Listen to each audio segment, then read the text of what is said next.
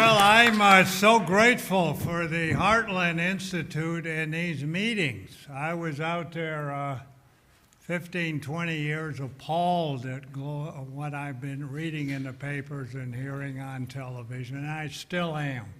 But at least here's a group we get together and we have like points of view, except for the gentleman on my right. And anyways, this is an intra-Colorado thing. I've been doing a lot of hurricane work, but my very talented young colleague, Phil Klotzbach, leads the forecast now, and I am second. And we see a very active season for this year coming up. Everything, it looks about, but often when you make a forecast, everything looks like 36-inch snow. It doesn't come, you get 3 inches. But this year, the hurricanes look very good. Now, if some of them come ashore, you can be assured that every global warming person in the world will come out of the closet and say humans did it. So anyways, I'm not going to talk about that. I'm going to talk about, I want to recognize my colleague here, Barry Schwartz. I don't know if he's in the audience. There he is. He's helped a lot with this, and I really have two aspects to my talk. I've got two papers here. The first thing I want to do is show you what is going on. Now, the top thing is most of the models, they started out in the late 80s, and they've said this, and the ICCC4 has said the same thing, 19 global models surveyed in that. If we double CO2 and keep everything the same, we get about 3.7 watts per square meter blockage of IR loss to space. That's accepted. Now, if you just balance that, you got to end with a sigma T to the fourth out, energy out, you got to get about 1 degree warming or a little more. Now, what the models do, they have a cloud model that's very false. From Jim Hansen on and all the models, they continue to do this to put too much water vapor in the upper troposphere. That blocks IR loss, and the warming, the rough warming they get, some models get 2.5, others get 4.5, 5. The average is around 3. So 2/3 of their warming comes from this water vapor feedback loop that I think is not positive, as they say, but slightly negative, 0.5 degree or so negative. So my prediction, where you double CO2 at the end of the 21st century, is about 0.5 degree warming, maybe less, maybe 0.3 to 0.5 degrees warming. Some warming, but certainly nothing what the global models say. Now, what's the problem with the global models? The problem is they have the top slide here, you see, in reality, when you get cumulonimbus and deep clouds, the mass goes up and it rains, but this mass sinks on the side in the surrounding areas, clear areas and stuff. And when it sinks, it dries a great deal. And the emission level can actually go down, and you can get more IR loss to space with more rain. Now, the way the modelers have done it, they don't have the cloud models right. And they have mass going up like this, and they tend to moisten the upper layers more than they should. They block IR loss to space, and they get all this positive water vapor feedback warming. That's the problem. And I'm sure this is it. Now, we've done a lot. Barry Schwartz and I have done a lot with looking at using the reanalysis data for rain and the ICCC4.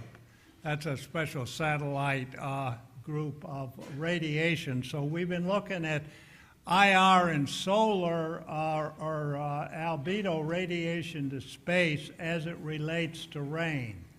And we've done it in different regions and so on. But in general, what we find is the more rain, I don't have time to go into this, the slightly more IR loss to space that we get. The albedo tends to go up with the rain, but go down if you have sinking. You tend to evaporate clouds and get less albedo to space. Anyways, now another aspect of what we have done is what Professor Douglas just talked about, was that when we look at the rain versus the non-rain areas, we don't get the warming, as Douglas showed. You don't get the warming, and we even find that the upper tropospheric vapor, whether we do it at 300, 400 millibars, it goes down slightly. Specific humidity goes down, relative humidity goes down, and that goes against the general feeling that as you get more rain, as you're going to have to balance the CO2-induced warming, that the vapor will go up and IR loss should go down. We don't find that. Now, that's the first part of the talk. The second part is what I really was going to get in.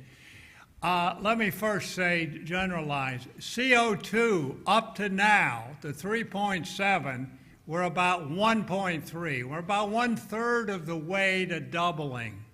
And 1.3 watts per square meter when we know we have about 340 watts per square meter coming in and 340 watts going out every day. At the surface, there's about 600 watts per square meter going up and about 600 coming down.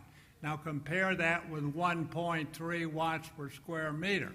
Whatever effect CO2 has had, it's in the noise level and will never, up to now, and probably when it doubles, never be able to get it out and tell what it is. It's in the noise level. It might be doing something, maybe warming a bit, may even be cooling a bit, but we'll never know because it's too small compared with all the other components.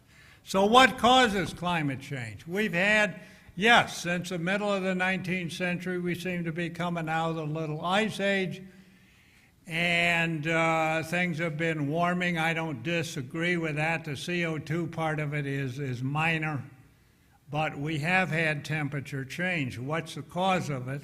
In my view, the deep ocean circulation. Salt. The Atlantic is a very special area. It's sequestered, and there's more evaporation than rainfall, and the salt in the Atlantic is always going up. And we have this thermohalion circulation. When it's strong, we're taking more mass to the upper troposphere. When it's weak, not as much up into the North Atlantic. Not the upper troposphere, the North Atlantic. And we find that the temperature in the North Atlantic is a good measure of how strong this thermohalion is. When it's warm, it means you have more advection from the south and more sinking. Now, we've had, if you look at, for instance now, this doesn't go further, we're in a warm phase. We've been since 1995. We were in a very down phase when it was very weak from 1970 to 94 in that quarter section. Then it was strong here, weak here, strong here. This is a multi-decadal variation, but we also apparently have a longer period, multi-century change. And I want to say that the North Atlantic can sink. You say, well, the water goes north, it's warm, it's less dense and shouldn't sink, but that's overcome by salinity. We have nice relationships in the North Atlantic if you look at the North Atlantic temperature and salinity, it tends to go together very well. So you get more salt, it can overcome any slight temperature, make the water more dense and have it sink. So in a global sense, we have sinking of deep water in the North Atlantic and then off Antarctica here. And we have periods when this MOC, meridional overturning circulation, is strong. And when that happens, we tend to have weaker westerly winds, more blocking action, fewer El Niños, more intense storms. We've had that since '95. And another aspect is we have that related. If we look at the reanalysis rainfall, we find that indeed it fits very well that when the thermohaline is strong, global rainfall tends to be more. When it's weak, global rainfall tends to be less, and then when it's strong, more. So rainfall, what does it take? It takes energy to evaporate water. So it's evaporation.